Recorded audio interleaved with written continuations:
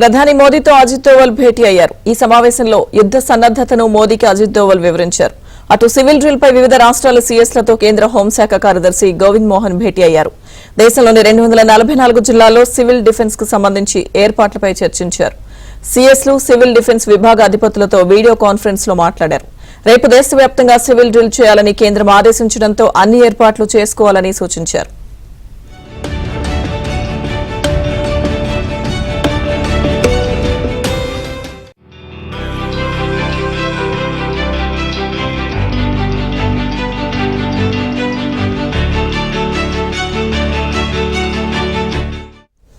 ప్రధాని మోదీతో అజిత్ దోవల్ భేటీకి సంబంధించిన పూర్తి అప్డేట్స్ మా ఢిల్లీ బ్యూరో చీఫ్ కృష్ణ అందిస్తారు.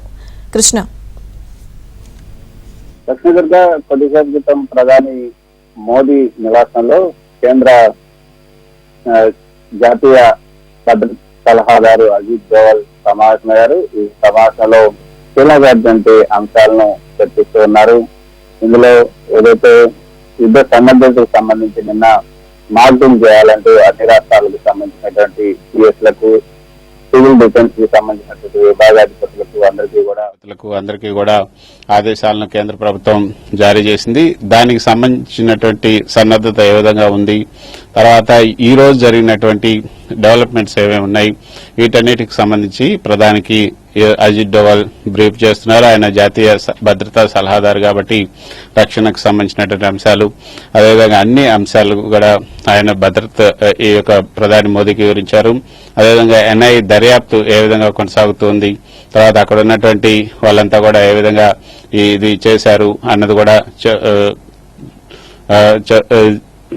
కొద్దిసేపు క్రితం ఆయన అన్ని నివేదించారు. మరోపక్క చూస్తే ఏదైతే పాకిస్తాన్ కూడా ఏ విధంగా సన్నద్దమవుతుంది వాటన్నిటి గురించి కూడా ఇప్పుడు ప్రస్తుతం వివరిస్తూ ఉన్నారు.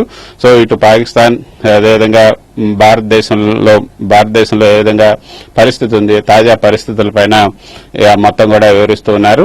ఇక మరోపక్క కేంద్ర హోంశాఖ కార్యదర్శి గోవింద్ మోహన్ నేతృత్వంలో అన్ని రాష్ట్రాలకు సంబంధించినటువంటి సిఎస్ల సమావేశం కూడా జరుగుతుంది. ఆ సిఎస్లు వివిధ రాష్ట్రాలకు సంబంధించినటువంటి సిఎస్లంతా కూడా ఇప్పుడు వర్చువల్ గా అంటే ఆన్లైన్ లో సమావేశమయ్యారు. ఈ సమావేశంలో మొత్తం ఈ యొక్క యుద్ధ సన్నద్ధతకు సంబంధించి మాక్ డ్రిల్ కి సంబంధించి సివిల్ డిఫెన్స్ ఏ విధంగా ఈ యొక్క మాక్ డ్రిల్ చేయాలి అన్న దానిపైన ఒక గైడ్ లైన్స్ అయితే గోవింద్ మోహన్ అందరికీ కూడా ఇస్తున్నారు. అయితే మొన్న 2వ తారీఖు నిజానికి ఒక లేఖ రాశారు అందరికీ కూడా.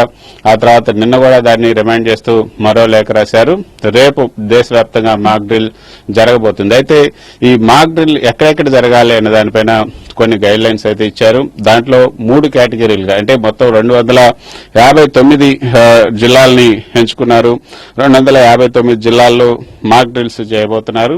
అక్కడ ప్రధానంగా మెట్రోలు, రక్షణ సంస్థలు, కీలక ప్రాజెక్టులు ఏవైతే ఉన్నాయో, రక్షణ శాఖకు సంబంధించినటువంటి ఇన్స్టాలేషన్స్ ఏవైతే ఉన్నాయో అక్కడ మొత్తంగా ఈ యొక్క మాక్ డ్రిల్ చేయాలని కూడా నిర్వహించారు. అయితే కేటగిరీ 1, కేటగిరీ 2, కేటగిరీ 3 అంటే ఏబిసి అని కూడా ఒక 3 కేటగిరీలు నిర్మించారు. ఆ 3 కేటగిరీల్లో కేటగిరీ ఏలోకి వచ్చేది వాటి మీద ఎక్కువ కాన్సన్ట్రేట్ చేస్తున్నారు. ఢిల్లీలో ప్రధాని నివాసం, అదేవిధంగా రాష్ట్రపతి భవన్, అదేవిధంగా పార్లమెంట్ సచివాలయం ఇవన్నీ ఉన్నాయి కాబట్టి దాన్ని కేటగిరీ ఏ కింద పెట్టారు. సో కేటగిరీ బిలో కూడా చాలా కొన్ని రాష్ట్రాలు ఉన్నాయి. అదేవిధంగా మొత్తం 259 జిల్లాల్లో ఈ 3 కేటగిరీలను విభజించి ఈ విధంగా పెట్టారు. అయితే మన ఆంధ్రప్రదేశ్, తెలంగాణకు సంబంధించి ఏదైతే తెలంగాణలో ఉన్నటువంటి హైదరాబాద్, అదేవిధంగా ఆంధ్రప్రదేశ్ లో ఉన్నటువంటి విశాఖపట్నం, ఈ రెండింటిని కూడా కేటగిరీ బిలో ఉంచారు. హైదరాబాద్ లో అక్కడ మిసైల్స్ కు సంబంధించినటువంటి విడిభాగాలు తయారు చేసే కొన్ని సంస్థలు ఉన్నాయి. అదేవిధంగా కొన్ని ల్యాబ్స్ కూడా డిఫెన్స్ కు సంబంధించినటువంటి ల్యాబ్స్ ఉన్నాయి. వాటన్నిటికీ రక్షణకు సంబంధించినటువంటి అంశం గురించి శ్రద్ధ తీసుకోవాలంటూ తెలంగాణ సిఎస్ కి ఈ సమావేశంలో ఆదేశాలు ఇచ్చినట్టుగా తెలుస్తుంది. ఇక ఇటు విశాఖపట్నంకు సంబంధించి మనం చూసాం, ఈస్టర్న్ కమాండ్ కి నేవల్ హెడ్ గా అక్కడ ఉంది. తూర్పు నావికాదళం కి ప్రధాన కేంద్ర కార్యాలయంగా విశాఖపట్నం ఉంది కాబట్టి అక్కడ ఎక్కువ రక్షణ కల్పించాలి. అదేవిధంగా అక్కడ ఎక్కువ మాక్ డ్రిల్ చేయాలి. తర్వాత అది అక్కడ డాక్యార్డ్ కూడా ఉంది. తర్వాత ఆయిల్ రిజర్వ్స్ కూడా ఒకవేళ యుద్ధం కనుక వస్తే ఆయిల్ రిజర్వ్స్ కూడా అక్కడే ఎక్కువగా ఉన్నాయి కాబట్టి అక్కడ విశాఖపట్నం ముఖ్యమైనటువంటి కేంద్రంగా పెట్టారు. దాన్ని కేటగిరీ బిలో పెట్టారు. సో మొత్తంగా కేటగిరీ బిలో ఏమున్నాయి, కేటగిరీ ఏలో ఉన్నాయి, కేటగిరీ సిలో ఏ జిల్లాలు ఉన్నాయి అన్న దానిపైన ఒక జాబితాను అయితే కొద్దిసేపటి క్రితం కేంద్ర ప్రభుత్వం విడుదల చేసింది. అందులో అండమాన్ నికోబార్ దీవులు కేటగిరీ 2లో ఉన్నాయి. అందులో పోర్ట్ బ్లేయర్ కేటగిరీ 2లో ఉంది. ఆంధ్రప్రదేశ్ కేటగిరీ 2, హైదరాబాద్ అండ్ విశాఖపట్నం ఈ రెండు కూడా కేటగిరీ 2లో ఉన్నాయి. ఇక కేటగిరీ 2లో అరుణాచల్ ప్రదేశ్ కూడా కేటగిరీ 2లో ఉంది. అందులో ఈటానగర్, తవాంగ్, హైలాంగ్, బోమ్డియా ఇవన్నీ కూడా అస్సాం. ఒక్కో రాష్ట్రంలో ఏమేమి ఉన్నాయి అన్నది కూడా ఇందులో ఇవ్వడం జరిగింది. మొత్తం అన్ని రాష్ట్రాలకు సంబంధించి ఎక్కడెక్కడ ఇవి ఉన్నాయి, అక్కడ కీలకమైనటువంటి రక్షణ శాఖకు సంబంధించినటువంటి యొక్క సంస్థలు ఏవే ఉన్నాయి, వాటన్నిటికీ ఏ విధంగా రక్షణ కల్పించాలి. సో ఒక్కో రాష్ట్రానికి సంబంధించినటువంటి ఈ category A, category B, category సికి సంబంధించినటువంటి జిల్లాలన్నింటినీ కూడా అందులో పొందుపరిచారు. వాటికి సంబంధించి సివిల్ డిఫెన్స్ విభాగాధిపతులకు అందరికీ కూడా రేపు సివిల్ డ్రిల్ ఏ విధంగా చేయాలి, ఇటు ఎన్ఎస్ఎస్ గానీ ఎన్సీసీ విద్యార్థులు వీళ్ళందరూ కూడా ఇందులో పాల్గొనాలి. సైరన్లు మోగించాలి. సైరన్ వచ్చినప్పుడు ఏ సైరన్ అంటే వైమానిక దాడులు జరిగినప్పుడు ఒక సైరన్ వస్తుంది, ఆ సైరన్ ఏ విధంగా వస్తుంది అవి కూడా మాక్ డ్రిల్ లో భాగంగా చూపించాల్సి ఉంటుంది.